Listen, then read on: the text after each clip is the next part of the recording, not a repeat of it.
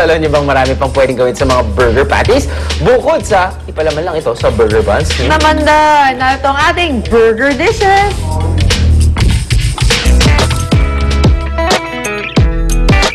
Mapabata man o matanda ay siguradong nag-e-enjoy sa bawat amoy at lasa ng hamburgers. Kaya naman kung kabilang ka sa mga nagka-crave sa sarap ng American sandwich na ito, well, it's your lucky day dahil napag-alaman namin ng ilang delicious recipes na pwede niyong lutuin sa bahay using burger meat.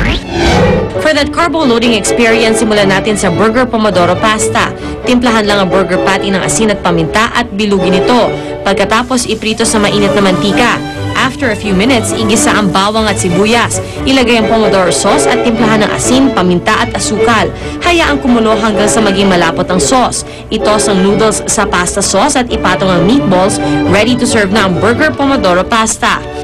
Mas maganda, mamili ka ng karne, pagiling mo sa harap mo. Yun ang mas maganda. Yung size ng patty, nasa sa'yo na yun.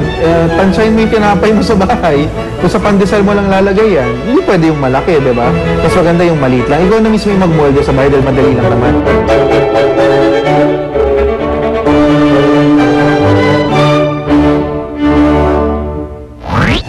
Sunod naman ay itong pwedeng ihain sa inyong pamilya tuwing breakfast, ang burger steak and eggs. Sa kawali, iprito ang tinimplahang burger patty gamit ang olive oil.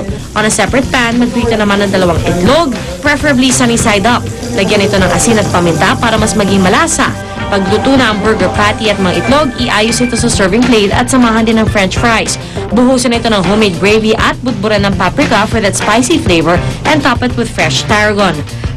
Mas maganda talaga yung burger, yung medium yung pagluto niya. O may pagka-pink pa ng konti sa gitna. Para naman sa mga nagjejeta, subukan ninyo ang lettuce burger wraps. Iprito ang burger patty at hiwain ng maliliit. Gamit ang fresh Lolio Rosa lettuce, balutin ang burger slices with scrambled egg, ensaladang pipino, mango salsa at garlic mayonnaise. At para hindi maghiwa-hiwala yung lettuce wraps, itali ito gamit ang onion leeks. Magandang source siya ng protina. No, dahil beef siya, gawa siya sa karne.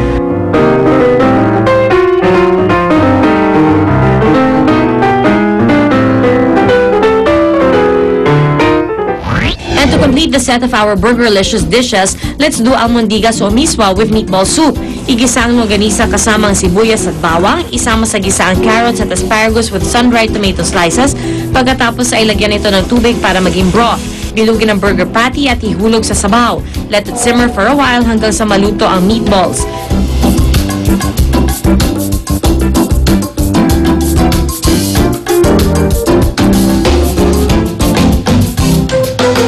Talaga namang maraming paraan para i-enjoy ang burgers, kaya huwag nang patagalin pa at subukang ihanda ito sa inyong pamilya. Ako yung panalo, di naman may itlog, burger, gravy, libing. Isang upuan lang yan, wala na yan. Isang ganun lang, tapos na yan eh. Speaking of upuan, At umuupo ngayon si Miss Connie Laboy. At yung mahilig kumain ito, Connie! Galing niyo makumonekta, ha? Sarap ng burger. Pero syempre, bago po tayo magluto, kailangan muna nating mamalengke, ha? Muli ko paalala sa mga mamimili dyan sa Muntinlupa, bawal na po ang mga plastic bag. Kaya po, kumustahin natin ang pamamalengke dyan. Kasama doon si Susan Enriquez. Go, Susan! Mare! Connie, nako, ang ganda ng damit mo ngayon. Oo, Pwede syempre. kayo lagay sa loob ng bayong. Akala mo. Ha? Anyway, ito, eksakto isang linggo na po mula nang ipatupad ng City Government ng Muntinlupa ang pagbabawal ng paggamit ng plastic. Actually, ito po yung nakikita ho ninyo, nakalagay ho dito sa Muntinlupa City Public Market, yung may mga nakapaskil ho silang ganito na nagpapaalala. Yung City Ordinance Number 10109, nagbabawal ng paggamit ng plastic. At sabi nga, BYOB, bring your own bayong o kaya yung mga paper bag. Ngayon, alamin ho natin, paano ba? Ito ba'y sinusunod ng ating mga kababayan dito, yung mga nagtitinda ho dito sa Muntinlupa City Public Market? Ate, ano ba ang reaksyon mo dyan sa pagbabawal ng paggamit ng plastic gaya ng mga sandbags, ganyan, para sa mga ibinebenta ninyo mga produkto, paninda? Sa ngayon kasi kailangan talaga namin sumunod kasi ang paggamit po ng plastic bag ay kailangan din po sa mga paninda namin kasi ang plastic kasi nakakabara sa mga Yung mga kanal. So, eto yung mga pwede nyo gamitin.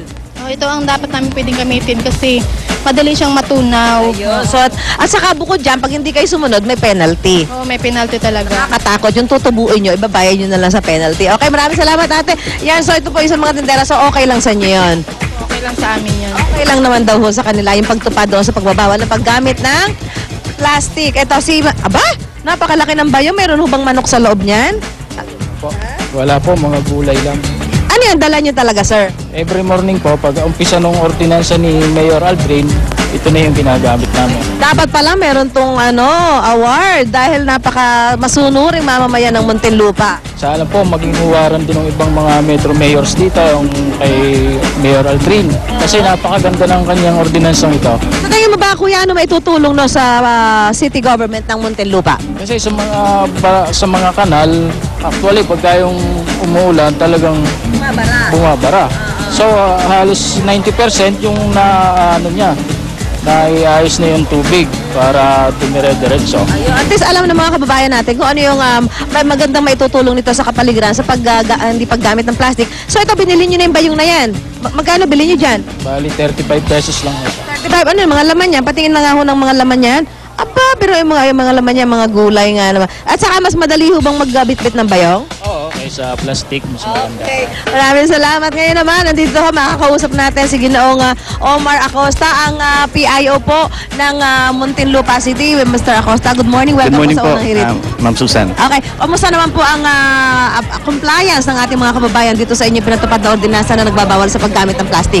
Masasabi ko po mga 70% na po ang compliance dito sa buong Muntinlupa. Buong Muntinlupa. So, paano nyo matitiyak na magtutuloy-tuloy ito para hindi naman sabihin na yan ay sa simula lamang maganda at hindi parang ningas kugon lamang yan?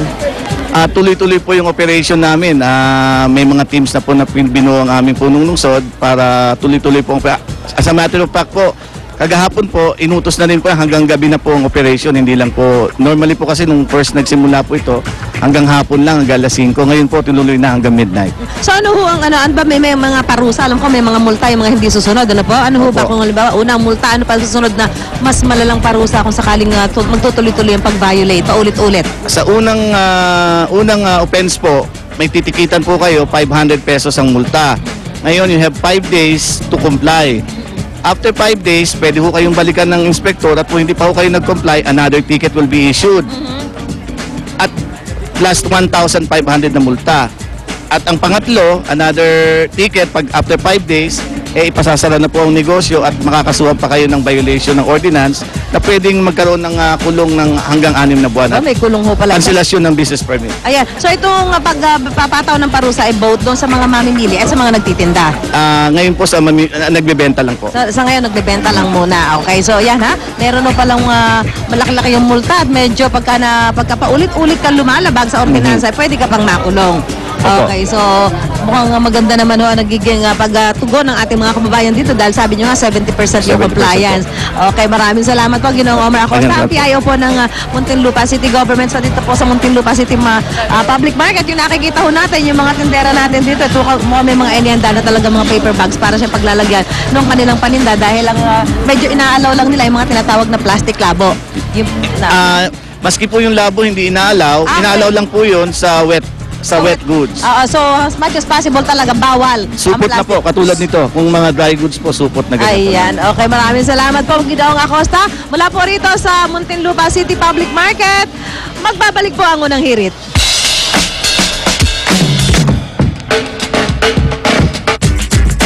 Unang hirit, ang saya-saya. Sa unang hirit, unang hirit, unang hirit. Magbubulag ka.